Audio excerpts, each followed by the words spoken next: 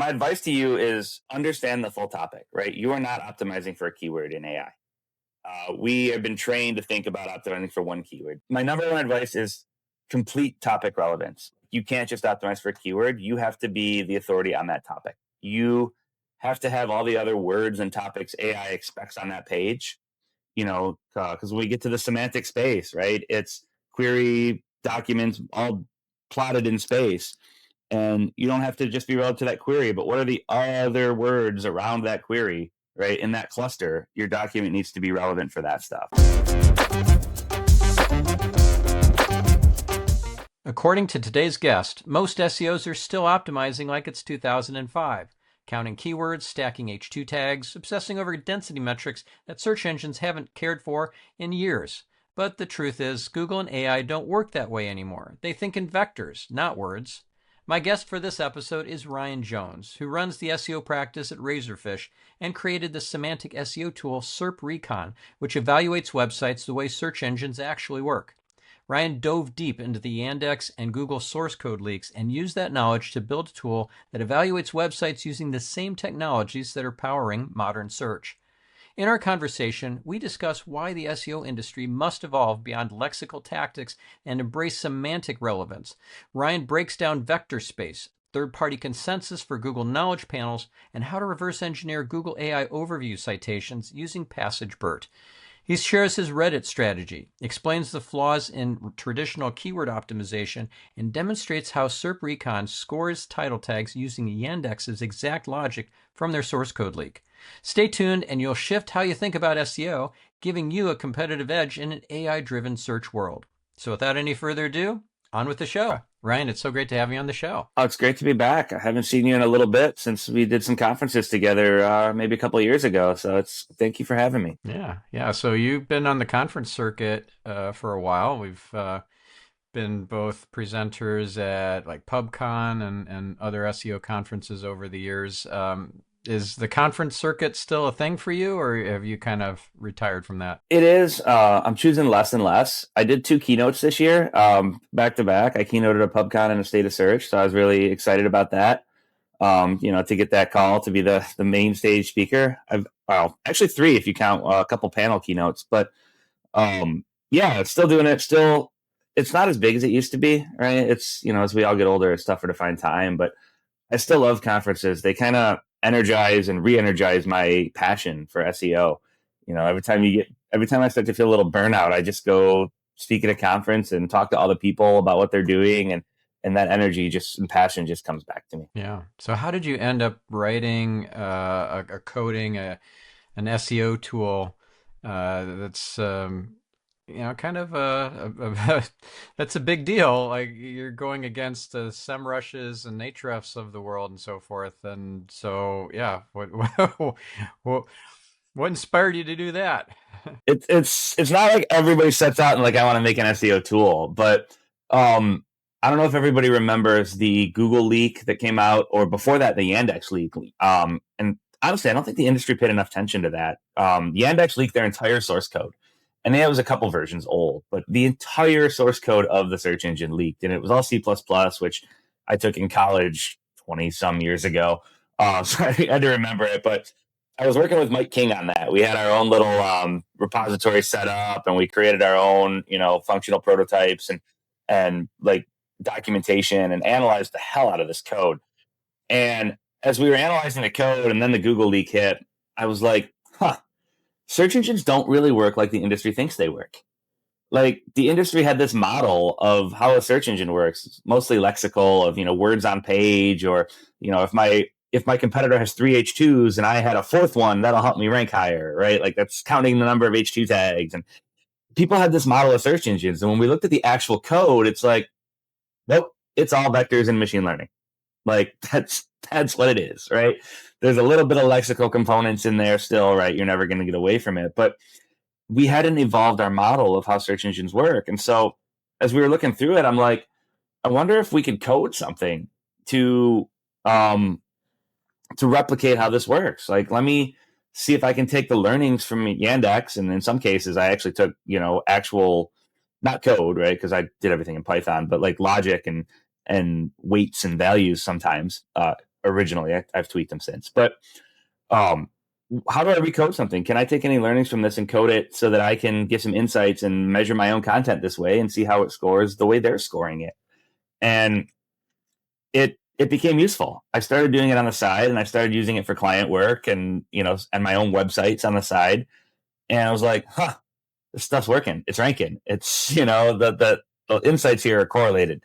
And so over time, that just became a tool. I was like, all right, if the big tools out here aren't going to do this, if they're not going to use vectors, if they're not going to use machine learning, and I can get into some examples of how we're better in a second. But I was like, let me make something, and that was its own challenge.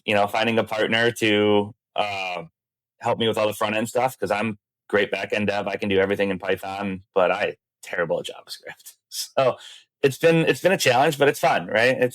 We're going it in stride. That's awesome. And so, for somebody who doesn't have your tool, how the heck do they kind of graduate to this new level of SEO where you are taking vectors and machine learning into account, semantic, instead of just lexical, as you said? Yeah, that's been the challenge. My biggest challenge is trying to educate the SEO community on the need to evolve, right?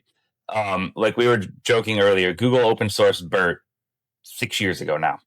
And when they launched BERT, Google was like, hey, it's one of the biggest influences. And it didn't say factor, but they said it's one of the biggest influences in most search queries and most search results.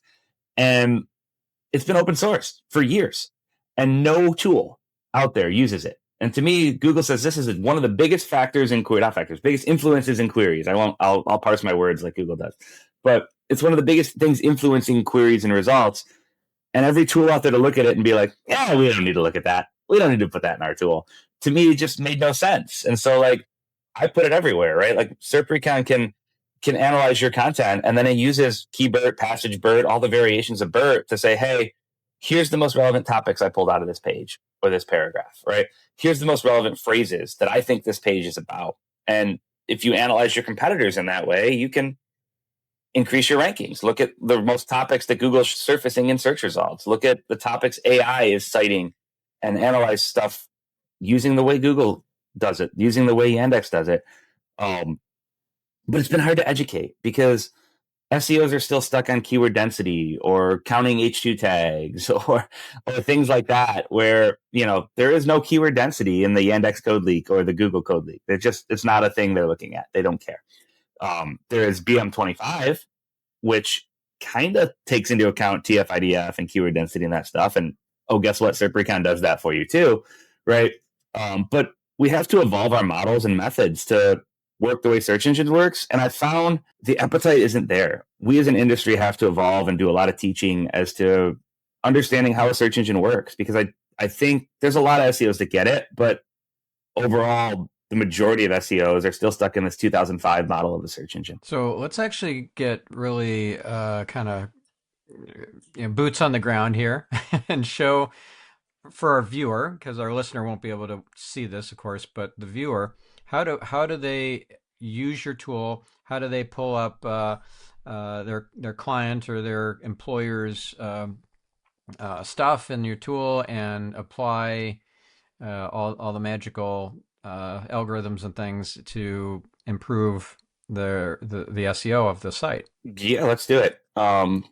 Let me share the screen here. We'll share this whole window here, and I'll bring up the tool.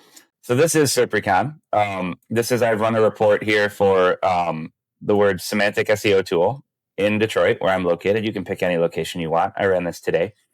And there's three main tabs here: optimize, competition, and page performance. You start on the optimize tab, which is where all the actionable items are. But I want to do it a little backwards for the demo, as we do this in like 2 minutes instead of a half hour, like I normally demo every client. But on page performance, what we do is you give us a URL and a query, and then we analyze your page for relevance to that query. So you can see you have an overall score here. You scored 57%. The average ranking result scored 54%. And our score actually correlates high to rankings. We correlate every metric we do to rankings to show you how it works. So we measure your title tag using a metric that we stole from Yandex. This is the exact logic Yandex uses to score title tags from their source code leak. And if you want to understand that logic, you can click on the help tag and understand how they break it into character trigrams of 3 trigrams and calculate ratios. And you can understand what they do, but we give you a score, the SERP average, how it correlates. We actually calculate PageRank using some third-party data providers, not just count links, but we calculate a PageRank of your URL, and you can see how you score to other people. We do semantic relevance, so cosine similarity, a query to your content. We do a spam score using a method that has been used by Google and Bing. We're reading some research papers of some methods on how they do that, and we recreated our own method of that. We do BM25, which is what search engines actually use instead of keyword density. And then we extract your keywords. So I ran this against SERPrecon's homepage, and you can say, hey, here's the keywords we extracted using BERT. And then we give you, obviously, search volume and competition and trend lines and all that fun stuff. But we also say, hey, like, Semantic SEO, 5 other sites said that ranked, right? Competitor keywords, we extracted that from 1 site that ranked. We have our own intent model. Some of the tools out there measure intent by saying, hey, if the query contains one of these 20 words, it's commercial. We have a machine learning model built off of 250,000 keywords that we train the model on. And so we use machine learning to measure the intent. So even if your title doesn't contain a word we've seen before, we can still tell you the intent of your copy and your title tags. And we compare that to the SERP average. This is super helpful because you can see in this result, the average site that ranks for this is informational, but my copy is commercial. So that's a disconnect. Google wants to show informational copy here. We're commercial. So if we can make our intent match what Google's showing, we have a better chance of ranking. We extract entities. We'll collect page speed using the Chrome API. My tool doesn't have enough visitors to the homepage of the tool or this page that I ran to get Chrome data. And then we show word count. Word count's not a metric, but it's a good metric for me to show if someone changed their copy or updated their site. But we also do all of that data that I just showed you for every other site that ranks. And so you can see all that data is here. If you click more details, you get their keywords, their entities, their page speed, all of that data for every site that ranks. Right, we show you what search features are present. If there were ads for that query, we'd show you them. We show you how Google changed everybody's title tag. This is a fun feature that I haven't seen other tools do. Like, for example, for this result, this was their original title tag. Google dropped all that and moved the word free to the front, which is kind of interesting. You can get some insights from this. We extract all the top keywords from everybody that ranks. Here's your keyword research.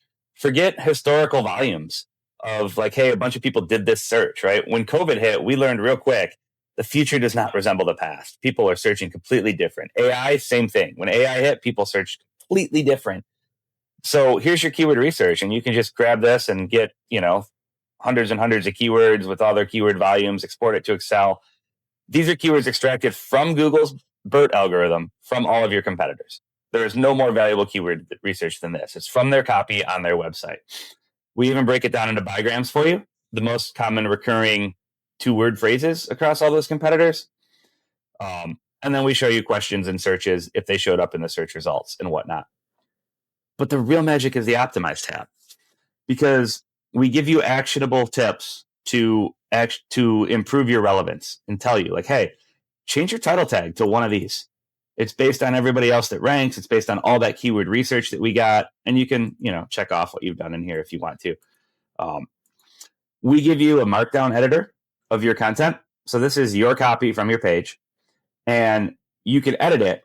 And then if you hit this rescore button, it takes like a minute or two. You can rerun all the original metrics that we ran and see how changing your copy would change them. And so you can edit your copy right in here. Maybe take our missing keyword suggestion here. It says, hey, you don't say search engines on your semantic SEO page, but 3 of the sites that rank do. Maybe put the word search engines in there. You don't say SEO tool on your semantic SEO page. 2 of the other sites do, right? Maybe add that. But you can see if I can make edits here, I can rerun all the metrics. Here's my title tag score. Here's my intent score. Here's the keywords I extracted. Here's the snippet that's most likely to show in Google using Passage BERT, which again, it's their own algorithm they open sourced, and it's how they generate meta descriptions according to the source code leak. And so you can edit your copy right here until you get the scores you want, until it shows you as relevant as you want, right? Add your keywords, and using this method ranks. I won't demo it. We also have share of voice reports. So you can get your share of voice across Google, Perplexity, and ChatGPT, as well as organic search, and you can track that over time. We take share of voice a step further. So for like cell phone deals, we actually pull out the topics that AI mentions, not the keywords, but here's the topics AI is talking about for that keyword. So if you want to rank for this in AI, like maybe here's the topics you should focus on in your page. So we do a couple other things like this too, but I will shut up now and let you get some words in, because that's the tool in a nutshell. Wow, that's impressive. How would somebody like go through the whole discipline of SEO using your tool? Let's say they don't have Ahrefs or SEMrush, but they have your tool. It seems pretty clear to me how they would do keyword research or topic research. I'm curious, is there some application for link building with your tool or not, or kind of citation building? Like, what are some of the different use cases, and how exactly would somebody start applying your tool? Let's say they got access to it, they got their boss to sign off on a subscription, so now they have it. Yeah, so I took a kind of a novel approach. We didn't, right? I partnered with a company called Manello. It's a web dev agency. I should give them a shout out because they did the entire front end and design. I did the back end. But we didn't want to reinvent the wheel. We didn't want to create stuff that already exists and works well in the marketplace. We wanted to fill the gaps. We wanted to bring the gaps of semantic SEO to people as quickly as possible. So while we're adding other features, we looked at link building and we're like, hey, Ahrefs is great at this. We don't need to do link building features because most people already have a link building tool. What they don't have is a semantic relevance tool, a copy optimization tool. How do I measure my copy for semantic relevance? How do I create new copy to be relevant to this term to get ranked? We do tell you page rank, so we can tell you, hey, like your links are lacking, right? You need more. But we wanted to focus on just filling the gaps and being good at that one thing first. And so that's where we are. And, we priced it accordingly. Our plans start at $10 a month for the very basics plan, right? We're not coming in with, thousands of dollar plans. I think our pro plan's $150, and that should be enough queries for most people, unless you're, running a giant site, which we have plans for that. But we just wanted to fill the gaps and be good at the one thing we do. And, we're not trying to take people away from SEMrush or Ahrefs. We're trying to fill the gaps of what these tools don't offer. Mm-hmm. Right. Okay. So, what sort of tools are you using to augment in addition to your tool here? Like, what are you using for link building, for link outreach, for other kinds of like competitive analysis and so forth? Yeah, at Razorfish, we still use Ahrefs a lot. It's one of our go-to tools. We also use Bright Edge and Conductor, depending on clients. We're pretty tool agnostic here. I do like to think I'm kind of spoiled when it comes to link building, though.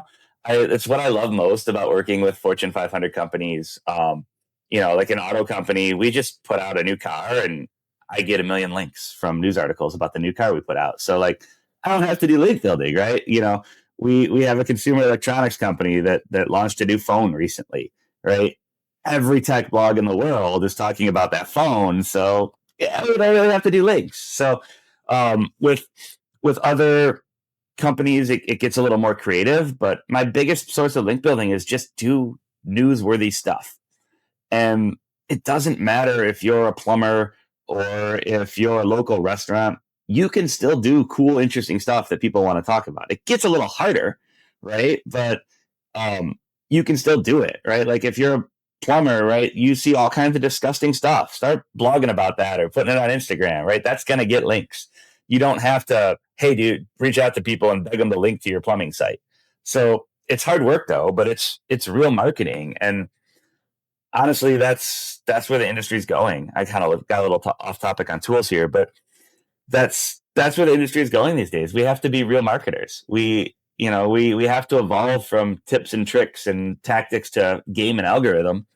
to, doing real marketing, but also making sure that we're measuring that stuff the way that the tools measure it. And our old ways, especially as AI comes into account, our old ways of measuring is something relevant, is something good. Like AI is all vectors and semantic relevance. It's less lexical than a search engine, right? It's less words on pages and more semantic relevance. And it's only going to grow in the future. It's only going to get more that way. The shift is happening. So what are some of the top tips that you have for somebody who wants to show up more prominently in chat GPT prompts, for example? Yeah, I mean, one, I would say use SERPrecon and look at all those topics we give you to, for your query and write content about those topics. The one feature I didn't demo is we actually have a content outline tool based on all the data we scrapped. You can click a button and get an outline AI generated, but we feed in like a huge prompt with all that data. You can get an outline based on all your competitive data, and when you follow that outline, it usually ranks pretty good. I have a client that sells microwaves, and I won't out the client, but if you were to go search like microwave sizes or what is convection microwave, like most of the citations are us. And so it works really, really well.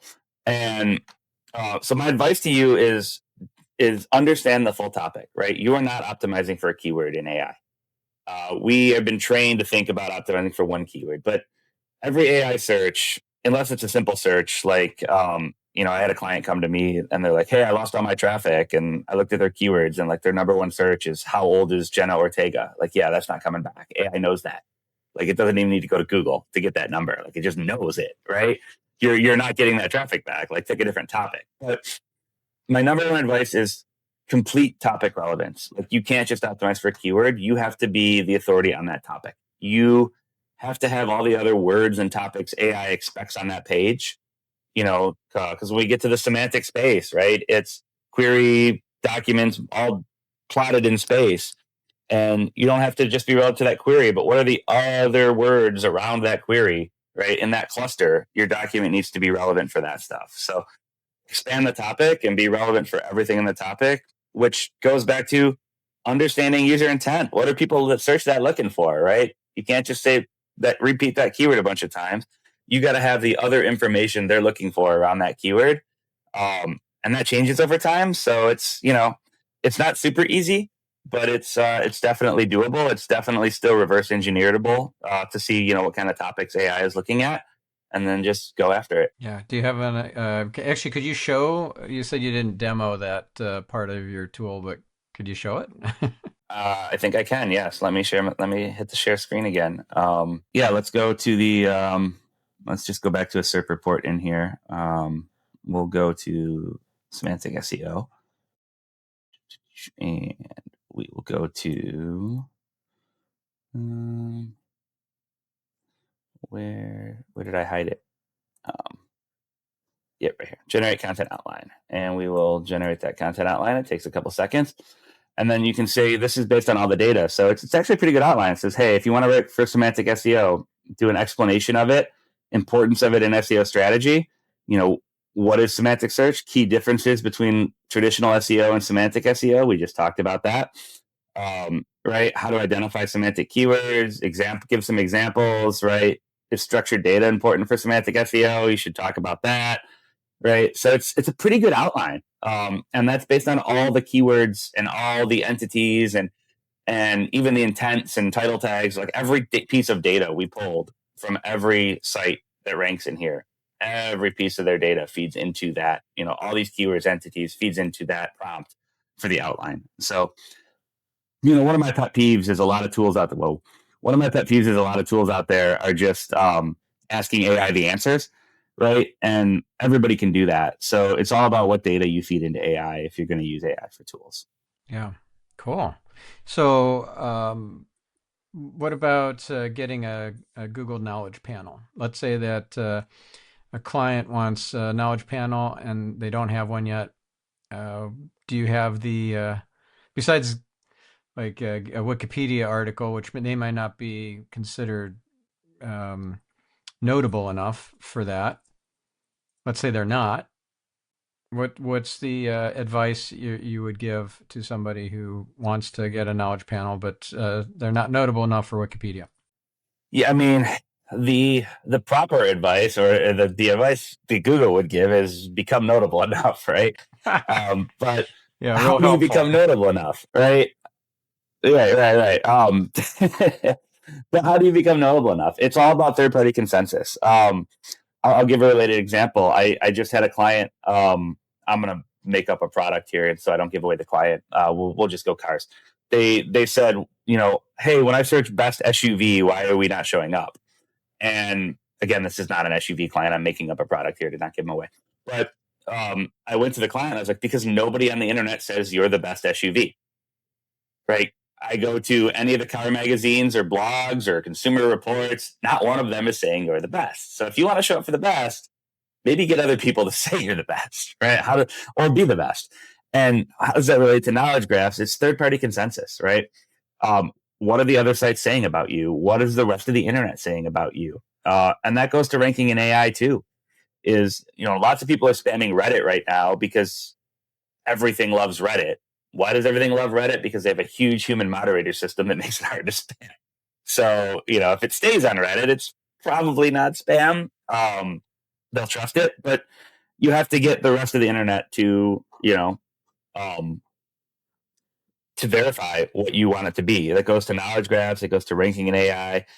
I mean, Wikipedia is the easiest way, and I understand that Wikipedia can be a cult. Um, you know, uh, there was who was the famous person that edited their own birthday and then they got banned from Wikipedia. I thought that was funny. Like there was That someone is that funny. I had didn't a hear that Wikipedia one. page, and they're like, you got my birthday wrong. Yeah, it was an actor or somebody, but they were like, hey, you got my birthday wrong, and they edited their own birthday, and Wikipedia banned them because you can't edit your own Wikipedia page. So like, what better source do you need of someone's birthday than the person themselves? But so it is kind of a cult. It's hard to influence. I hate that. Maybe you can go edit Grokpedia. I'm kidding. But yeah, it's internet consensus, right? You gotta get everybody else saying the things you want the internet to say, and that comes down to hard work. There's no quick hack for that. It comes down to hard work. Yeah. What do you think of Grokpedia, by the way? I can't believe it hasn't been sued yet. I'll leave it at that. Um, I haven't played with it much. I actually thought it would be more politically slanted than it is. I find that kind of funny because they just turned it over to full AI, and I thought it would be, I won't get into politics, but I thought it would be a little more charged than it is. And there's a couple articles I saw where it actually says the real truth, and I'm like, that's pretty cool. So Okay. Gotcha. So, what's the story behind WTF SEO? Because that's a brand that has been around for a long time, and you're the creator of it. it is. We need to get back to that. And I had a lot of help. I won't out names, but um, major contributors to Search Engine Land, Search Engine Journal, some major SEOs you've seen speak at conferences. I think about 20 or some in total. And you guys, everybody listening, these people have all contributed to that under pseudonyms. It started as a joke between my friend Rachel and I, because we were just talking about the state of the SEO industry, and everybody was just writing the same articles. And like it was like, here's the top 10 people I really hope link to me if I mention them in this article. Like it's not the article they wrote, but that's how the article read. It's like, I'm I'm only mentioning these people because they have a big following and I want them to share it on Twitter.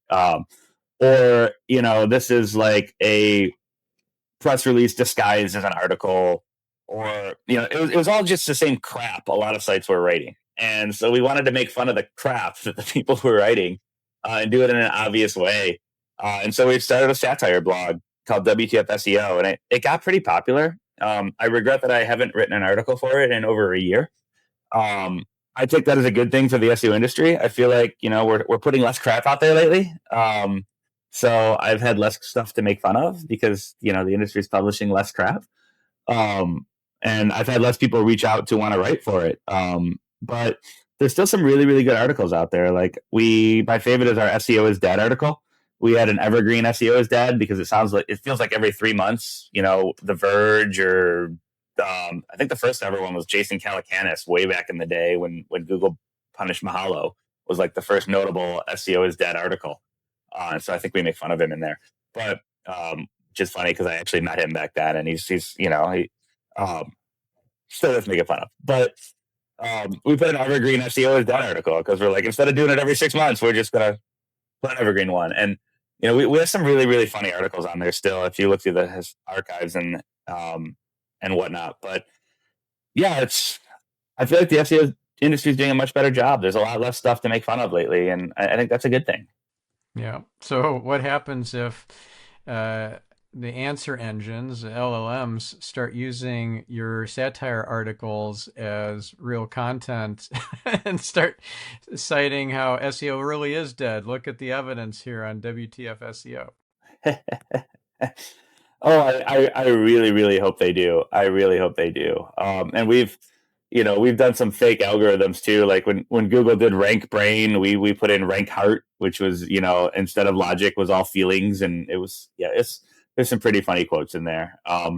But I really, really hope they do. I'd love to see the satire influence it. And, that's a real worry, right? As we start publishing more and more AI slop, AI is going to train on the slop, uh, I feel like on a long enough time frame, like the more data you feed AI, the more likely it's gonna, become a Nazi that believes birds aren't real, right? Because it's gonna start getting the fringe pieces of the internet. So like I feel like maybe there's a limit in training on AI where we shouldn't feed it all the information because there's a lot of bad information out there, my site included. Yeah. And I just asked Google when WTF SEO was founded, and there's two answers according to AI overviews. One was 2012, and then there's another was 2022. Which is kind of funny because it also cites that there was a WTF SEO 2017 SEO ranking factor study, which would mean that it couldn't have been founded in 2022 if you were running SEO ranking factor studies 5 years earlier. It was not in 2012. Somebody had the Twitter name before me, and when I launched the blog, they actually reached out and were like, "Hey, do you want this Twitter name? I haven't used it in years." So maybe that's where some of the confusion comes from because somebody was tweeting on that prior to just giving it to us. And I don't even know who the person was, but I thank them for giving us the Twitter handle so many years ago. So But when did it yeah, start we up? did do ranking factor studies. They're all bullshit. Right, it makes Um, sense. I mean, it's a man, satire. ah, yeah, I don't know. I think it's older than 2022, definitely for sure, but I don't think it goes back to 2012. It's somewhere in the middle of there. I don't remember. I'd have to go look at the blog and see when we first did it. There's there's some other people using the name in other places, so that's probably why it's getting confused. Like there's I think somebody created a marketing agency called WTF SEO, but they never owned the domain name. So that's That would be a very strange name to call your agency. It's hard to be taken seriously if that's the name of your brand. yeah, I don't know why you'd start an agency with that name. And if you did start an agency with that name, why you wouldn't buy the .com? Because, I bought it. Yeah, it's like saying my agency that my serious agency that works with Fortune 500 companies is called Lolcats or something. It's like it's hard to take you seriously. I won't out the stupid agency names I've heard, but I know a couple in Detroit that are literally named after the Coney Island or the coffee shop where the founders decided they were going to start their own company. So like, there's weird agency names out there for sure. Like, Well, back in the heyday of before the .com crash, so this was a long time ago, but there was a company called A Company, like we accompany you into success or sort of thing. And of course, they went belly up. But can you imagine getting a phone call like your CMO or something, and it's like, "Hi, this is Joe from a company." Which company? A company. that's like who's on first. It could have been a phone call. Let's talk about Reddit. How do you get visibility in Reddit? Because there are rules in terms of service there and so forth. Like, I'm sure you must have had clients who say we need more visibility in Reddit because that's being cited by LLMs and so forth. So help us get into Reddit. Yeah, we're actually doing a Reddit project with a couple of different clients right now. And by Reddit project, I mean we're doing the strategy, but the easiest way in Reddit is you, the company, go do the posts and be present. I can't do that for you. Like if you're going to be you have to actually join the community. You actually have to be part of the conversation. Again, real marketing, hard work. We can help you with what to say and how to say it and where to say it, and the strategy. But the voice has to be you. It has to come from your account. It can't be just a new account too, where your first tweet is like, or your first Reddit post is, bragging all about your company. Like you have to join the topic and join the community. The best way to do that is to pay somebody and hire a person whose job it is, to respond to stuff on Reddit and not just respond, but be active, talk in the community. And so we have some tools internally, and there's some tools in the market. Kenny Hyder just launched one, and it's what is it? It's like subred. I gotta find the URL for you, and I will while we're talking. Subred Monitor. Kenny Hyder just launched Subred Monitor, so I'll give him a shout out there. But we have some tools that are mentioning the topics that people are talking about or the themes. I have one internally. It's very, very similar to that we built at Razorfish to help our people do our jobs. But it's the same thing. Give it a subreddit, it scrapes, it extracts topics, it extracts keywords from that subreddit or from that query search, just so we can understand the topics people are talking about and do our keyword research that way. Because again, keyword research tools are outdated. Google's AdWords or any tools metrics out there are telling me, here's what people searched months ago, right? SERPrecon is telling me, here's what's on your website now. The Reddit tools out there are telling me, here's what people are talking about right now, this second. And that's helpful for its own keyword research. So use that learning, use those topics, and then go post interesting stuff, join the community, engage with people. A lot of companies out there have influencers. You're paying people, you're giving a country music star a truck, or you're giving a rapper some clothing or jewelry, right? Like there's companies, they do this. This is how it works. You give a social media influencer, your Stanley Cup in their videos.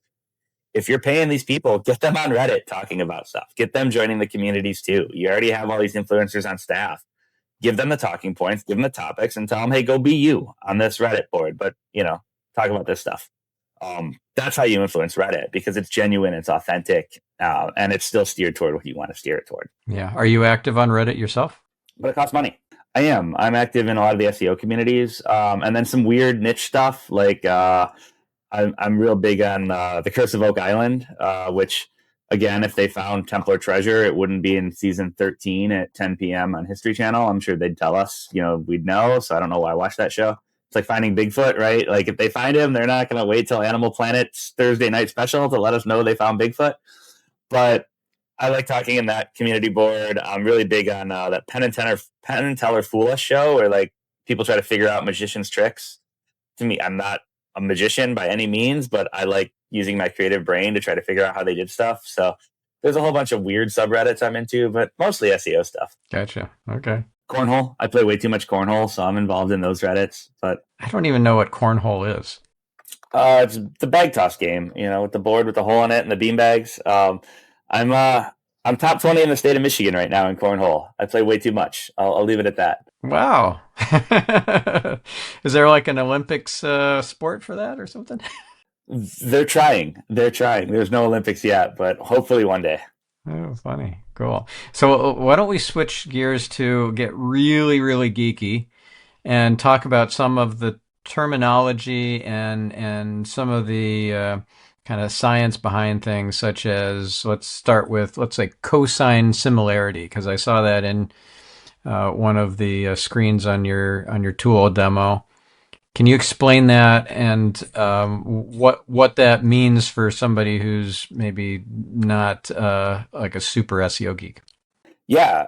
So the good news is, to understand cosine similarity, you do not need to understand trig from your high school days or any of the math. Essentially, what it is it's basically the main factor of how AI and search engines work. It is like the main relevance metric in every search engine right now, and every AI tool, right? Not tool, every AI itself right now is cosine similarity. And what that means is it's essentially converting words and content to vectors. What is a vector? A vector is a long series of numbers, hundreds, sometimes thousands of dimensions. But essentially, it takes every word and it maps it into this, space of vectors. Like think of plots, pointing plots on a line. I'm trying to not get as geeky as I want to, because I don't think, I don't want to go math here. But it's essentially plotting every word in space. And the cool thing about vectors is once you convert words to vectors, you can do math with them. And, it's real cool. So like if you have the word for road and it's over here in space, and you have the word for airplane over here in space, and then you add those words together, you'll get a dot over here that's really close to the word runway, right? Because it knows the semantic meaning of stuff. Everybody uses king and queen in this. I don't want to go gendered examples, but you can start subtracting words from other words, and it gives you this new vector that's very similar to other words. And so you can start understanding the meaning of documents and the meaning of words as to where they lie in semantic space. And that's what Google does. They embed all the queries people do, and they embed all the documents that they have, and they say, okay, which documents are closest to this query? Or which documents are closest to these queries? Or they can do it in reverse. For this document in space, what are the 10 or 15 words around it that are most similar to it, or the phrases around it in space? And so you can start to do really cool stuff and understand meaning. You can start to fill in gaps in queries. You can start to get to other topics that may be related, not just because someone else searched it, but because it's related in that semantic space with vectors. And so cosine similarity is just a score. How close are these two dots in space when we map them? How close are these two dots to each other? And so that's how search engines determine. It's one method of determining relevance. I hope I did that justice.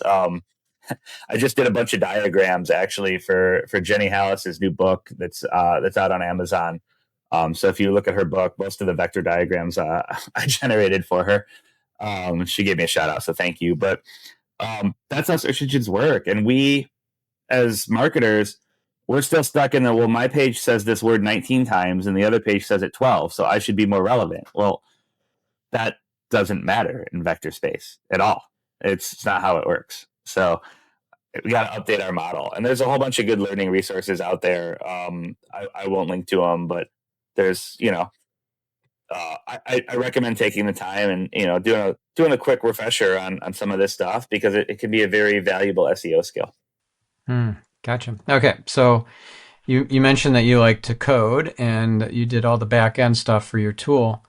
How much are you using AI to do this for you and with you versus you doing it the old-fashioned way? I would say it's about 70% me right now. I'm definitely using AI. The problem I'm running into, especially with the newest stuff, so where I use AI is like, if I want a function to hit someone's API and do something, right? There's only one way to code that, right? If there's like the Google Entity API, there's only one way to get data from the Google Entity API. So I could say, hey, AI, I need a function that takes this as an input, hits this API, and puts this as an output. And it's really, really good at that. And it saves me a ton of time. But when you're doing stuff that hasn't really been done a lot, AI tends to invent libraries or invent methods of ways of doing stuff.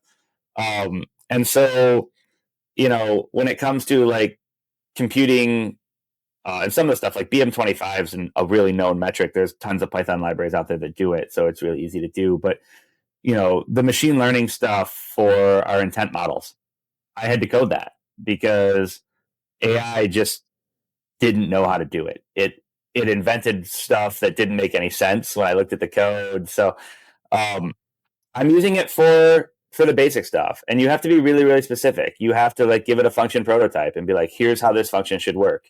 It should take this in, it should spit this out, etc. But it has been a time saver in a lot of other areas. Like, hey, I got a JSON string, I need to format it into this, and this, and like, yeah, AI will spit that out in 10 seconds, way quicker than I can code it. So it kind of depends on the ask, but for the stupid easy stuff, there's only a couple of ways to do it. AI has been a real time saver. I do caution people though, because I've seen some people put apps out there or projects out there. AI is not really, really good at best practices when it comes to security. There was that one startup. I won't name them because I can't remember their name, but they put out, I think it was a dating app or something, and they got hacked within like 10 minutes of being live because it was all AI vibe coded and they just didn't do any security best practices. And so, like, they were instantly hacked and not a good look, right? Yeah. Yeah, it's unfortunate. So, would you consider yourself a prompt engineer as well? Like you're spending a lot of time writing and finessing your prompts in whatever ChatGPT and Claude and so forth. And by the way, what is your favorite LLM? It depends. My go-to LLM for most questions is Gemini because of the Google grounding, right? Google is still one of the best search engines, and the way they ground stuff, it's still good. But when I code, I have Claude codes installed on the command line. I also have Olama because with Olama being open source, I can integrate that into anything else I want on my computer through the command line. So there's some geeky stuff you can do with that. But mostly Claude Code. I love the way it integrates with VS Code to use it. My main use for Claude Code is either writing those simple, stupid functions, or I will brainstorm with it. I'm like, hey, take a look at my code base, and is there any way we think we can improve the speed or efficiency of this? Don't code it, but give me your top 5 suggestions for increasing the speed or efficiency. And it's really good at helping me find stuff like that. Real example for SERPrecon, it was like they found something, and it's like, why are you not doing these calls asynchronously? Like you're waiting for one call to return before doing the next. Why don't you async this whole subroutine, and you'll get a lot of speed? I was like, I missed that. Good call, Claude. And then I did. I coded that up asynchronously and got a huge speed increase in some of the SERPrecon stuff. So that's my main go-to for it is kind of brainstorm with it. Don't just tell it to make it for you. It'll make something for you if you tell it, but it's not, I wouldn't trust it for production stuff. Like, use that human in the loop, or give it really, really, really specific instructions for what you want it to code. Speaking of instructions, do you have custom instructions that you want to suggest to our listener or viewer? I think we had a little internet glitch there. Do I have custom what? Um, any custom instructions that that you set up for your own use, or any that you would suggest for our listener or viewer to implement? Um, Nothing really like simple or easy, right? Everything I have that is custom is super custom to me and probably wouldn't apply to anybody else. But I do want to go back to you mentioned, do I call myself a prompt engineer? That's a pet peeve of mine. You're someone with an actual engineering degree, right? But it's actually illegal in Canada, in Germany, in a few other countries. You cannot call someone an engineer unless they actually have a degree. And so I always laugh at that title because companies are rolling it out. And, like, if you have Canadian employees, you can't call them an engineer if they don't have an engineering degree. That's a real earned title. And Germany is the same way. And I think there's like 8 or 10 other countries that I don't know off the top of my head where if you want to be an engineer, you got to go to engineering school. You got to have an engineering degree. So kind of a pet peeve, but there's definitely a skill to prompting, for sure. The engineer part is a pet peeve of mine. That's awesome. Yeah, like the amount of time it takes to get, let's say, a chemical engineering degree, I think someone would take would take issue with someone calling themselves a prompt engineer because they took a 4-hour course online. Yeah, we see it a lot with the title software engineer. Like in some countries, like a lot of companies just call all their developers software engineer. Well, if you didn't go to school and get a computer science degree, you are not a software engineer legally. You can't be.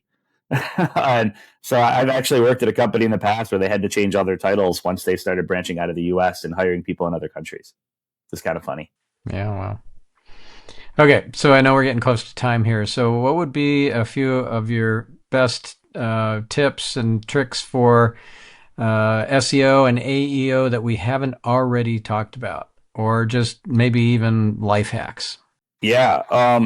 So I don't know if this is a tip or trick, but what I like most about ranking for AI and SEO the AI features now is it's so new that most of the technology works the way the patent and research papers were put out, right? Like in Google, it's not the case. You go read the original PageRank paper, Google doesn't use anything like that system of PageRank anymore at all. It's nowhere close to it.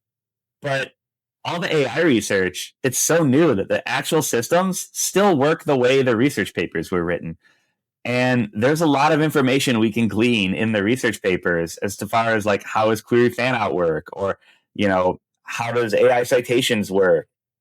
So my tip is go read the research papers, go read the patents that people filed, because they tell you a lot of the specifics on. And we don't have time. We could spend 2 hours getting into specifics of how this stuff works, but go read it, because they're literally telling you exactly how the technology works right now. And that won't be the case, in a year or two. But it's so new right now that that is the case, and it's definitely exploitable. So there's a tip. You got to do the work. You got to do the work. But Well, point our listener in the direction of a particular favorite research paper or something that you recently read. yeah, so my favorite was the Google AI overview patent. It actually tells us how they find citations. Is they they don't actually, like, they summarize the search results for AI, and then the AI generates a summary based on the search results it feeds it. But it doesn't know what content it used from what search result it was fed. It doesn't know that. So they backdoor into the citations, and they say, okay, let me, they use BERT, passage BERT, and they generate some phrases from the AI answer that they generated. And then they say, go find me a website that has this phrase I just generated. We're going to cite that because I don't know where I got it from. I don't remember. I don't have memory of phase 1 or 2 of the AI. Because AI works in phases, and each phase doesn't have memory of the other phase. They're separate processes that don't know each other's memory. So they kind of backdoor into the citations. And so, we built that into SERPrecon, literally following the patent logic of, okay, use BERT, generate phrase, right? Here's the phrases that it's going to go from this answer. Here's the phrases it's going to go look for on a website. That is very, very, very reverse engineerable right now. When I do that method, and then write content to incorporate those phrases, I get the citations, and I'm really, really good at stealing citations using that method. Probably shouldn't share that because it works. It works really, really good. I can steal citations for a lot of stuff just by kind of reverse engineering it like that. Oh, that's cool. Nice tip. All right. So, how does our listener or viewer get your tool? How do they learn from you? How do they follow you? All that sort of stuff. And I think you're giving a discount, some sort of coupon code for your subscription to SERPrecon. We can. So everybody gets a free 7-day trial. If you just go sign up, you get a 7-day free trial. I'm really big on everybody should be able to try the tool before you give me money. But if you want time off, use code SLAY26, SLAY like Santa's sleigh. SLAY26 will give you 26% off. And it is for life because I messed up when I created the coupon code. It was supposed to be for a year, but it's 26% off for life because I screwed up and entered it wrong and didn't fix it. So if you hurry and use SLAY26, you'll get 26% off for life. Okay, well, when you say hurry, now this episode is going to air on December 31st, or thereabouts. So when does the coupon expire? Okay. You'll have till the end of January. Okay, cool. All right. Okay, cool. Well, thank you for that. And then, where are you most active on social media? Like, where are you dropping your wisdom nuggets? Yeah, I'm still on X and Blue Sky these days. It's just Ryan Jones on both platforms. Pretty simple because I've tried to get my name on everything, but mostly on X because that's where the customers are still, and then Blue Sky as well. I tried Threads; it got way too political, so I left. But X and Blue Sky right now, and LinkedIn, always LinkedIn. LinkedIn is just Jonesy, Jonesy.